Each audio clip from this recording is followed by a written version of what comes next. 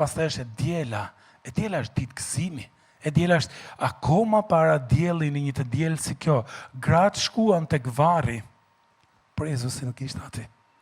Guri ishte lëvizur, ai ishte ringjallur edhe për 40 ditë ju shfaq dishepujve, ju shfaq Maria Magdalenës, ju shfaq Thoma dyshuesit, ju shfaq shumë njerëzve, më shumë se 500 njerëz e pan. Dishepujt hëngrën mëngjes me të buzë liçenit. Edhe pastaj lajmi që Jezusi vdiq, edhe që u ringjall. Edhe kush beson në të, ka jetë të përjetshme, u përhap në gjithë Jeruzalemin, në gjithë Juden, në Samari, në Izrael, deri në skajet e botës. Deri në skajet e botës, edhe fuqia që ringjalli Krishti Jezus është dispozicionin tonë.